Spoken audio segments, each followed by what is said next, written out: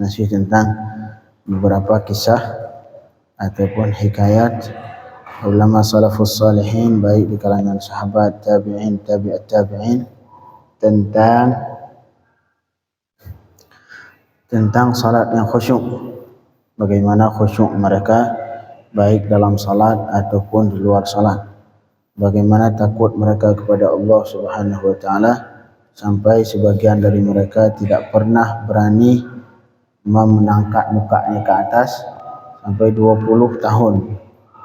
Malahan yang kisah terakhir yang kita baca yaitu kisah Rabi' bin Khuthaim yang beliau adalah murid Sayyidina Ibn Mas'ud radhiyallahu anhu. Beliau ini ke rumah Sayyidina Mas'ud bolak-balik untuk belajar selama 20 tahun. Tapi pembantu di rumah Sayyidina Ibn Mas'ud tidak mengetahui kalau beliau itu orang bisa melihat. Saking menunduknya, tidak pernah melihat maksiat apalagi. Sampai beliau menyangka, ini pembantu Sayyidina Ibn Mas'ud menyangka bahwa beliau itu orang buta. Yang di kisah yang lain, beliau satu ketika berangkat dengan Sayyidina Ibn Mas'ud ke tempat tukang besi. Dan kemudian ketika melihat bara api, beliau pingsan sampai sehari semalam, sampai akhirnya luput salat 5 waktu salat. Kebangun lagi di jam yang sama di hari esok. Saking takutnya ke neraka Allah Subhanahu wa taala, cuman dengan melihat bara api pingsan 24 jam. Sampai akhirnya Sayyidina Ibn Mas'ud berkata, "Hadza wallahi wal khauf." Inilah, kata Sayyidina Mas'ud, demi Allah, inilah yang dinamakan takut kepada Allah Subhanahu wa taala. Yang katanya takut kepada Allah, takut kepada api neraka, maksudnya ya seperti ini. Sampai ketika melihat bara api di tempat tukang besi, beliau pingsan 24 jam. Kita masuk ke kisah selanjutnya, yaitu Sayyidina Amir bin Abdullah.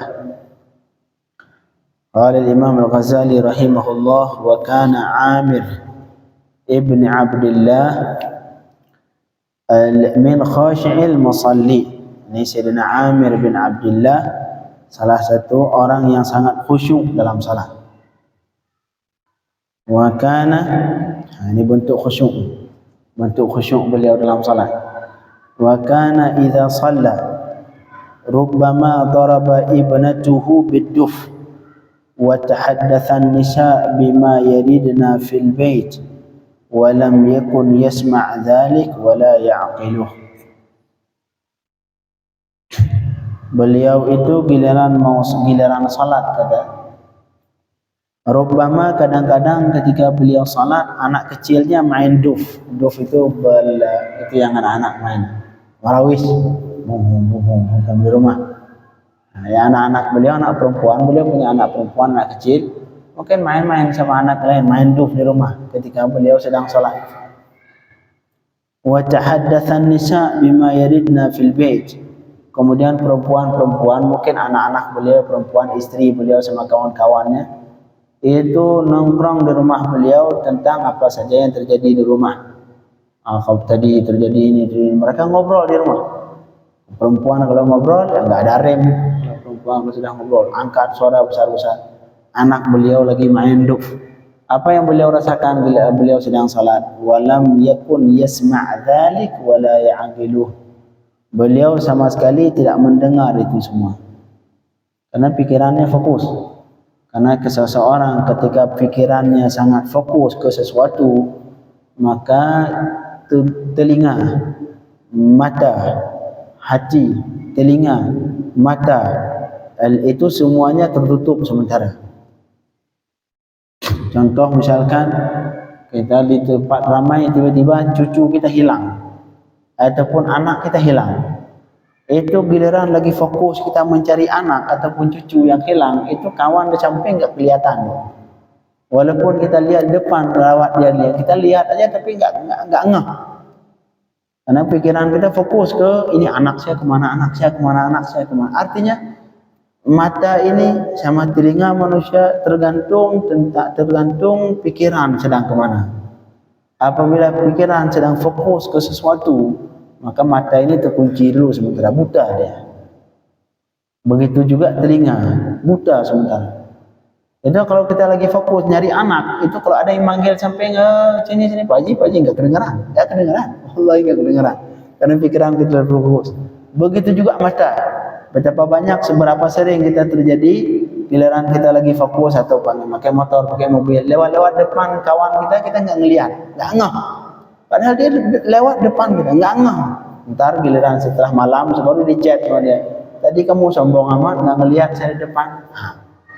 Enggak sapa saya. Padahal kita cuma ngelihat dia sekedar enggak ketabrak doang. Karena itu semua terjadi kenapa? Mata buta, telinga tuli ketika pikiran sedang fokus ke sesuatu. Inilah yang beliau lakukan.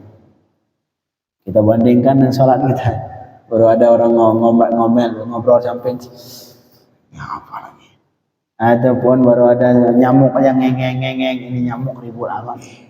Artinya pikiran kita belum fokus yang Sayyidina Amir bin Abdullah.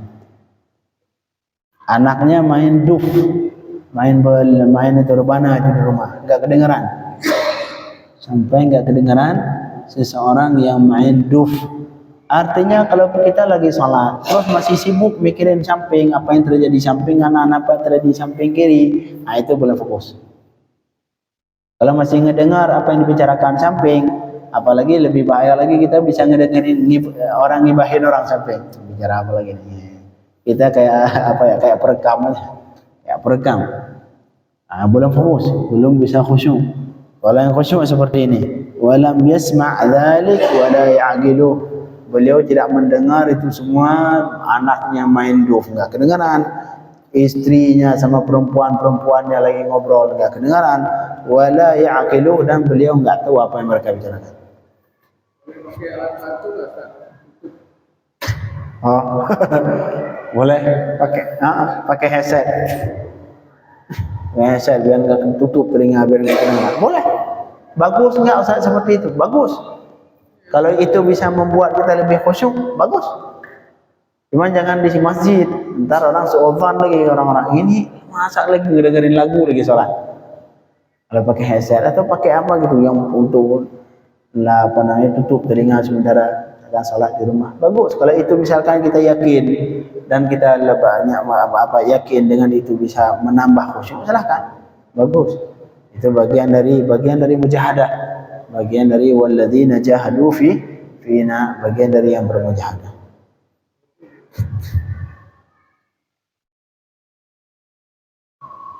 Kemudian waqila lahu dzati yaumin, ini masih kisah Sayyidina Amir bin Abdullah.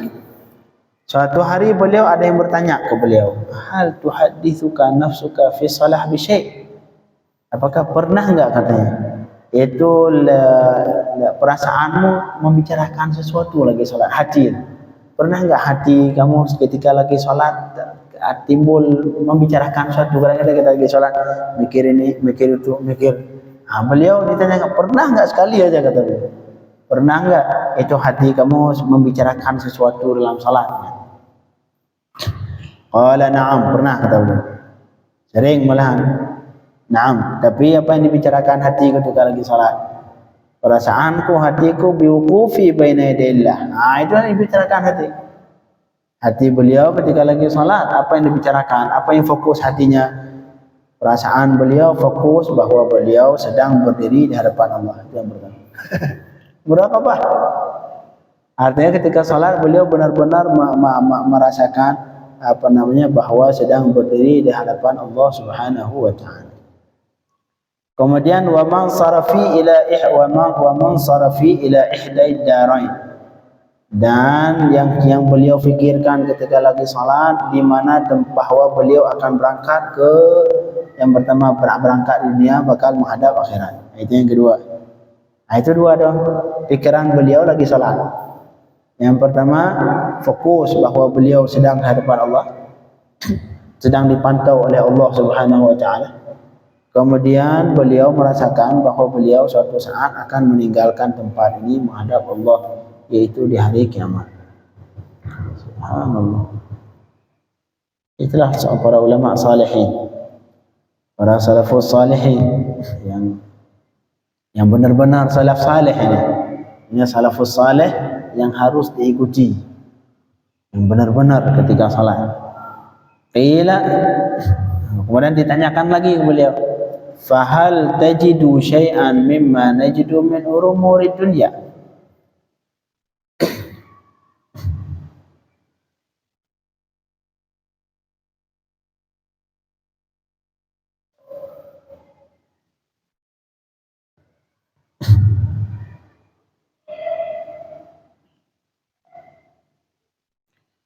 Kemudian kata apa, fahal tajidu syai'an mimma najidu min umuri dunya? Kemudian apakah engkau pernah enggak merasakan apa yang kami rasakan? Mungkin tanyaan ini enggak pernah kosong juga ini. Yang tanya aku beliau, pernah enggak mendapatkan dalam sholat perkara yang menyangkut masalah dunia, bukan merasakan di hadapan Allah, bukan merasakan bahwa engkau akan meninggalkan dunia ke akhirat, masalah dunia misalkan lupa kunci naruh di mana, nyari di salat. Pernah enggak seperti yang kami rasakan? Kata beliau, faqala la an takhtalifa al-asinnah fiyya ahabbu ilayya min an ajida fi salati ma tajidu. Sungguh kata beliau, sampai takhtalif al-asinnah, asinnah sin tidak mak gigi kan. Allah alam. Kita lanjutkan aja. Maksudnya artinya beliau tidak pernah merasakan hal yang manusia lain rasakan ketika sholat. Wa kana yaqul, beliau satu ketika berkata, lau kushifal ghata mazdadtu yaqinan. Kalau misalkan tirai dibuka, artinya bisa melihat akhirat. Mazdadtu yaqinan, enggak bertambah lagi yakin. Artinya yakin beliau sudah full. Walaupun misalkan dibuka tirai, akhirnya bisa melihat di surga, bisa melihat neraka, bagi beliau itu masih sama seperti melihat. Artinya keyakinan beliau sudah full, walaupun belum dibukakan penuh tirai, beliau sudah full iman, yakin ke surga, yakin ke neraka, sudah full. Sehingga kata beliau, lau kushifal qita, kalau misalkan tirai itu dibuka, mazdadtu yaqinan, yakin gua enggak bakalan bertambah, sama. Ini jangan salah paham, berarti enggak bertambah yakin, berarti beliau enggak bakal yakin, enggak. Artinya yakin beliau sudah full. Artinya ketika dibuka tirai sekalipun sehingga beliau bisa melihat surga, bisa melihat neraka secara langsung, yakin beliau masih sama. Ya Rabb.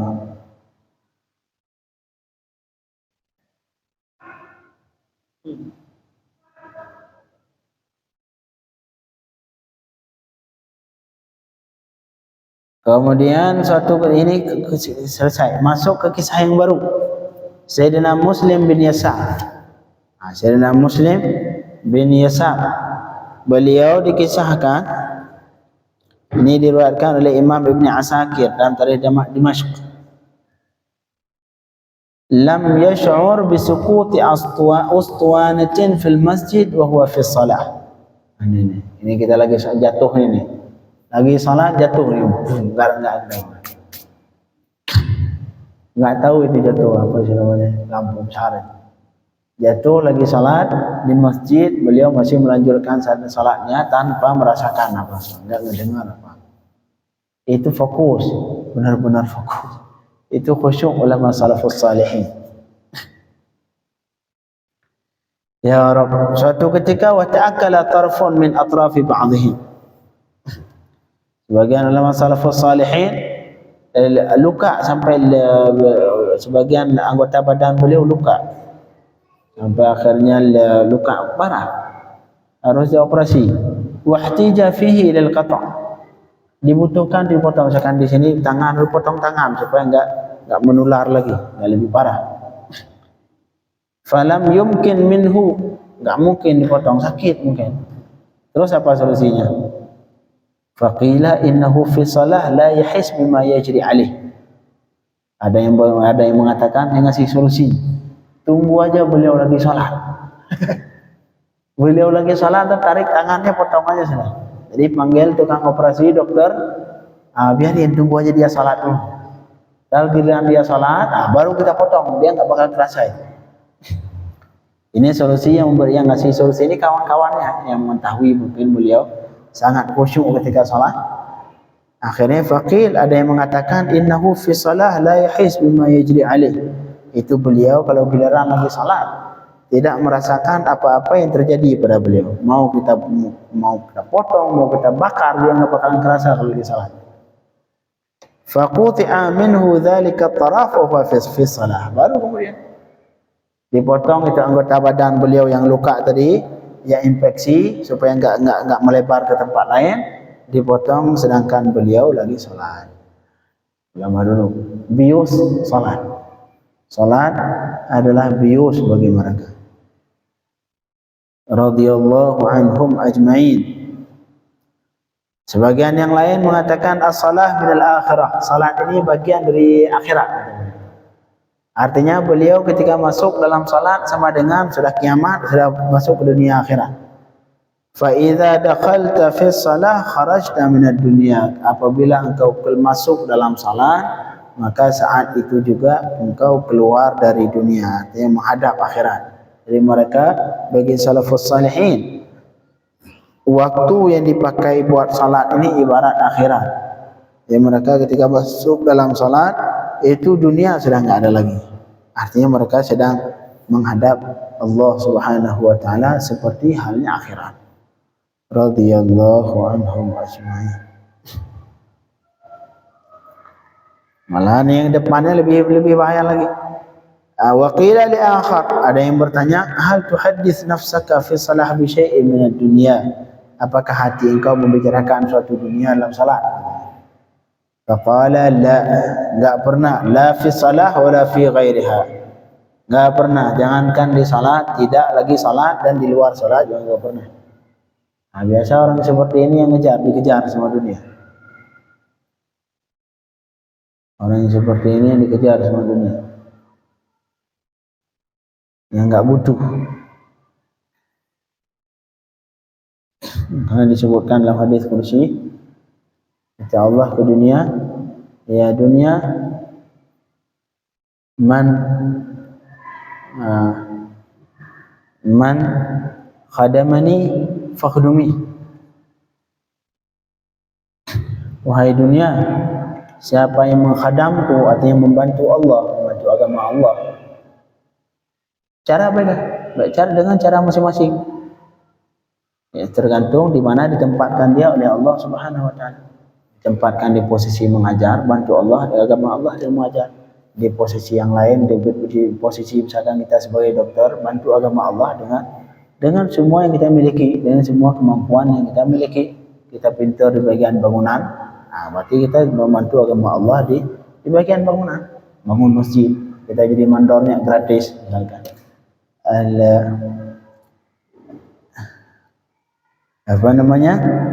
La fi salah wa la fi ghairiha. Jadi tidak pernah beliau dalam salat, jangankan dalam salat, di luar salat juga tidak pernah merasakan itu. Lanjutkan kisah hadis qudsi tadi, man khadamani fakhdumi, kata Allah. Siapa saja yang membantuku, kata Allah. Artinya membantu agama Allah Subhanahu wa taala dengan kemampuan masing-masing dalam bidang apa yang digeluti masing-masing. Fakhdumi, kata Allah. Ini Allah berbicara ke dunia, maka kamu bantu dia. Makanya banyak-banyak kadang-kadang para kiai itu enggak kerja, enggak apa-apa, enggak punya, tiba-tiba mobilnya lebih mewah dia, kaya, uangnya banyak, subhanallah. Nah, seperti itu. Man khadamani fakhdumi. Siapa saja yang membantuku, kata Allah, maka bantu dia. Allah yang menyuruh dunia untuk membantu itu orang. Tapi waman khadamaki fastakhdimi. Siapa saja yang membantumu, membantu dunia. Artinya membantu dunia, niatnya ke dunia semata. Fastakhdimi, maka jadikanlah dia sebagai budak untukmu. Makanya kadang-kadang kita lihat orang yang benar-benar mati 24 jam kerja, hasil sama. nol juga. Benar-benar mati-matian nyari siang malam, saya sikut sini, sikut sana, nyolong di sini, nyolong di sana, korupsi di sini, korupsi di sana. Ujung-ujung makan sama seperti orang lain yang makan sama. Malahan dikasih penyakit nggak bisa makan sebagian. A'udzubillah min dzalik.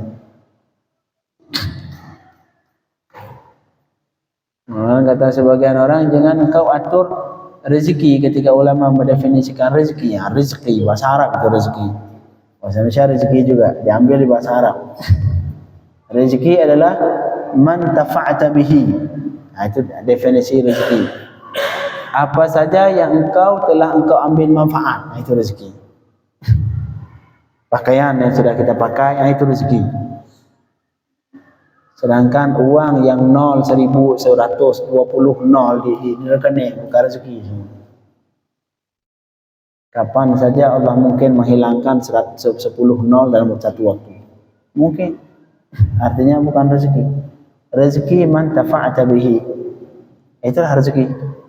Berapa banyak orang di rekening, ya, rekeningnya mungkin angkanya 0 sampai 10, 12, 13, 20 bisa jadi nolnya. Makanannya apa?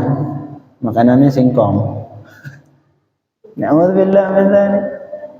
Ketika ulama tasawuf, bukan ulama tasawuf, semua dunia ijma. Nikmat dunia cuma 3 kata mereka. Nikmat yang benar-benar dunia, artinya bukan akhirat, enggak ada hubungan akhirat. Yang benar-benar dunia nikmat cuma 3.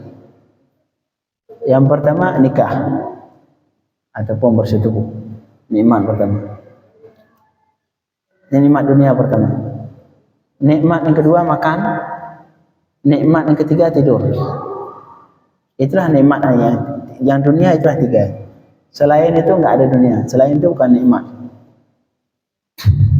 Ketika orang dihalangi oleh Allah dari 3 hal itu, sama dengan seolah-olah enggak ada dunia. Walaupun rekeningnya saya punya 0, 10. Ya, uang 20, 100 miliar, 225 triliun. Ketika yang 3 itu sudah yang pertama jima udah nggak mungkin, kemudian makan udah nggak bisa, tidur nggak nyenyak, udah apa lagi? Nggak ada lagi nikmat setelah itu. Nggak ada. Orang nyari uang, mati-matian nyari uang yang untuk 3 itu. Ada kala buat nyari perempuan, ada kala buat enak makan, yang terakhir buat enak tidur. Kita beli pikir rumah yang mewah, beli kasur yang empuk, tujuan buat enak tidur. Nyari uang buat ngumpulin mahar, nyari perempuan, buat perempuan. Satu lagi buat nyari uang, capek-capek nyari uang buat makan. 3. Nikmat dunia tidak lepas dari 3 itu. Makanya seseorang ketika dihalangi dari 3 hal itu, berarti sudah nggak ada dunia lagi sudah itu. Berusaha mantapkan diri dengan Allah Subhanahu wa taala supaya bisa menghadapi akhirat. Jadi jangan tertipu seperti halnya tertipu kufar dengan banyak 0 di rekening. Akhirnya di zaman sekarang apa yang terjadi? Ada namanya perlombaan kekayaan. Berlomba kekayaan. Sehingga satu ini dia bangga ketika disebutkan si orang terkaya di Indonesia. Itu yang dialami kufar sekarang. Akhirnya dia uang terkaya. Besoknya datang orang lain dia udah jadi peringkat kedua. Apa yang dia lakukan ini? Berusaha mati-matian, mau nyuri, mau kemana, pokoknya diambil. Buat apa coba? Bukan buat makan enggak? Untuk menyaingi biar dia jadi peringkat pertama lagi. Ini semua dilakukan kufar. Mukmin tidak seperti itu. Mukmin semua yang diberikan Allah dia persiapkan untuk hari kiamat. Karena dunia ini kapan tinggal. Seperti beliau ini. Sayyidina man khadamaki fastakhdimi, kata Allah ke dunia. Siapa saja yang membantumu, artinya membantu khusus bukan niat ke akhirat. Fastakhdimi, maka jadikan dia sebagai budak. Ada orang kadang-kadang mati-matian, kufar banyak. Mati-matian siang malam lebih banyak dia kerja dibanding kita kerja yang mukmin. Kita masih jam 8 masih di masjid. Masih jam 7 masih salat-salat di masjid. Masih ngobrol-ngobrol di masjid. Mereka berapa? Jam 5 udah berangkat. Jam 5 udah berangkat kantor, udah berangkat. Pulang kapan? Jam 9. Makan, nggak bisa makan. Tidur, nggak nyenyak, mikir bon. Ini bon di sana belum selesai, faktur sana belum selesai, nggak bisa tidur. Apalagi coba. Karena akhirnya nikmat nggak? Tidak pernah menikmati, cuman bangga dengan banyak uang rekening. Mukmin tidak seperti itu. Mukmin berusaha untuk selalu mempersiap untuk kehidupan akhirat. Makanya katanya, hal tuhaddits nafsaka fi shalah bi syai'in min ad-dunya? Apakah hati engkau pernah berbicara tentang dunia ada lagi salat? Apa jawab beliau? La fi shalah wa la fi ghairiha. Tidak pernah hatiku membicarakan dunia, baik di salat dan juga di luar salat. Saat kalau jadi timbul pertanyaan, saat kita hidup dunia, gimana nggak mikir dunia? Benar. Bukan artinya nggak boleh kerja, enggak. Kerja harus. Kerja bagian dari ibadah. Tapi niatnya yang benar. Niatnya untuk ibadah. Niat nyari uang untuk ngasih makan istri, ngasih makan anak, ngebantu orang-orang muslim yang membutuhkan, bangun masjid. Itu semua bagian dari akhirat. Bagian dari akhirat. Dan satu lagi seperti dikisahkan Sayyidatuna Aisyah yang sering kita kisahkan. Sayyidatuna Aisyah uangnya bukan di hati. La taj'al, uang mereka tidak diletakkan di hati, di tangan. Artinya enggak masuk ke hati. Sehingga akhirnya Sayyidatuna Aisyah satu ketika dapat hadiah dari presiden di sana itu, Sayyidina Muawiyah bin Sufyan. Dapat uang enggak tanggung, miliaran kalau uang itu sekarang. Satu tumpuk itu uang, dinar emas sama perak. Apa yang beliau lakukan? Pagi dapat uang, sore habis. Uang banyak, Ustaz, banyak. Segitu uang kalau kita, miliaran. Tapi bagi beliau, itulah uang cuman di tangan, bukan di hati. Akhirnya uang masuk, uang keluar, nggak tahu berapa yang masuk, berapa yang keluar. Di sore hari kata pembantu beliau, ya ummana, wahai ibu kita, yaitu istri Rasulullah, bagian dari ibu Ummul Mukminin. Ya ummana Ummul Mukminin. Ini udah sore, kita ntar malam mau makan apa? Nggak ada uang buat beli makan ntar sore. Mau beli uang makan malam pun nggak ada makanan. Itu uang udah habis dibagi. Kata beliau, kenapa enggak kau ingetin, kata beliau. Kenapa tadi seharusnya kau ingetin, sisain dikit buat makan malam. Itulah salafus salihin yang harus kita ikuti. Itulah kehidupan salafus salihin yang wajib kita ikuti. Itulah kehidupan mereka yang sebenarnya. Seperti ini. La fi salah wa la fi ghairiha. Mereka dunia banyak, tapi enggak pernah dipikirkan. Tidak pernah disimpan dalam hati. Kalau kita uang 10.000 mikir hilang uang 100.000, 3 hari enggak lupa. 100.000 hilang, seminggu itu enggak mau kemana hilang, mana nyari seminggu. Marhaba. Sedang ngusyuk mikir ini tadi uang itu saya taruh di mana, siapa yang ngambil?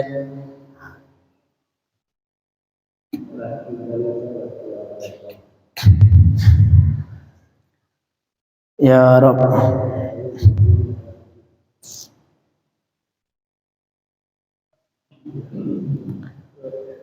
Kemudian Sayyidina Abu Darda ini sahabat Rasulullah sallallahu alaihi wasallam. Beliau berkata, min fiqhir rajul an yabda' bihajatihi qabla dukhulihi fi shalah. Sebagian dari pengetahuan seseorang tentang agama, artinya seseorang memiliki keilmuan fikih, keilmuan tentang fikih, an yabda' bihajatihi, bahwa dia memulai dengan hajatnya sebelum dia masuk dalam salat.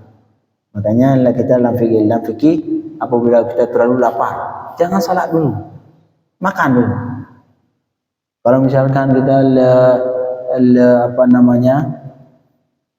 makanan sudah, ataupun kita pengen buru-buru ke kamar mandi dulu, selesaikan dulu hajatnya, antar baru salat. Tujuannya apa? supaya liyadkhula fi shalah wa qalbuhu farigh, supaya dia masuk dalam salat sedangkan hatinya kosong. Hatinya sudah fokus dengan Allah Subhanahu wa taala. Ya Rabb.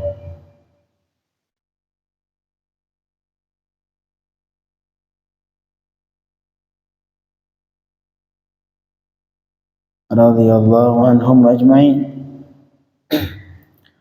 Kemudian malahan ada sebagian dari mereka salatnya dipercepat. Dikisahkan sebagian dari mereka yukhaffifi salat khifatal waswas. Ada sebagian mereka itu salatnya sedikit dipercepat supaya tidak timbul waswas. Karena kalau terlalu lama menjengin salat, nanti timbul waswas, timbul gangguan syaitan, kepikir duluan. Akhirnya mempercepat sedikit supaya tidak ada satu bagian pun dari salat. Karena kalau misalkan salat 10 menit, salat 10 menit, ntar bisa jadi di menit ke-6, di menit ke-7 timbul waswas syaitan. Mereka berusaha biar lebih cepat sedikit, jadi 5 menit, sehingga tidak ada satu pun bagian dari salat mereka yang masuk syaitan. Radhiyallahu anhum. Disebutkan diriwayatkan Sayyidina Abdul Razak dalam kitab Musannaf dari an Abi Raja' qala shalla bina Zubair Rasul sahabi. Sayyidina Zubair jadi imam satu ketika salatan, shalla bina Zubair salatan, satu ketika Sayyidina Zubair jadi salat sama kita jadi imam. Fa khaffaf, beliau meringankan salatnya, dipercepat sedikit. Faqila lahu ya Zubair, kenapa salatnya terlalu cepat? Harusnya jangan cepat, harus lambat salatnya. Faqala inni ubadirul waswas. Saya biar saya percepat supaya saya bisa melewati waswas. Kalau salat terlalu lama terus bisa jadi timbul waswas lagi salat. Dipercepat sehingga pikirannya fokus. Pikirannya kayak kita bawa motor. Itu kalau bawa motornya lemot, bawa motor 10, saya jadi lagi salat, lagi bawa motor kemana-mana pikiran. Tapi coba kalau bawa motor 100, oh pikiran fokus. Nyawa. Bagaimana mereka? Sampai seperti itu sebagian sahabat. Supaya bisa fokus dalam salat, ada sebagian sahabat yang mempercepat salat. Supaya bisa fokus. Ya, tapi kalau bawa motor sekarang tu bawa mobil, coba bawa mobil 20. Ngelamun. Ngelamun. Apalagi ada musik, jadi tidur. Tapi coba kalau 120, pasti mata seperti ini, fokus. Nah, itulah yang dilakukan sebagian sahabat. Sayyidina Zubair radhiyallahu anhu, beliau ini ubadirul waswas. Saya berlomba semua waswas biar tidak ada satu pun bagian salat yang saya lakukan masuk waswas di situ, masuk syaitan. Radhiyallahu anhum ajma'in. Dari situ mereka berusaha untuk bisa khusyuk dalam salat, walaupun kadang-kadang harus salat dipercepat sedikit supaya tidak ada satu bagian pun dalam salat yang di situ hilang khusyuk. Radhiyallahu anhum ajma'in. Semoga kita bisa mengikuti ini salafus salihin yang harus diikuti. Salafus salih yang disebutkan kita harus mengikuti salafus salih, yang inilah mereka. Berusaha kita mengikuti mereka, jejak mereka, sehingga semakin hari iman kita, salat kita, kualitas salat kita semakin bertambah sampai kita bertemu dengan Allah Subhanahu wa taala. Amin. Dalam keadaan iman sempurna, Islam sempurna, masuk dalam keadaan selamat iman, meninggal dalam selamat iman, masuk surga Allah Subhanahu wa taala. Amin ya rabbal alamin. Sallallahu alaihi wa sallam Muhammadin wa alihi wasallam.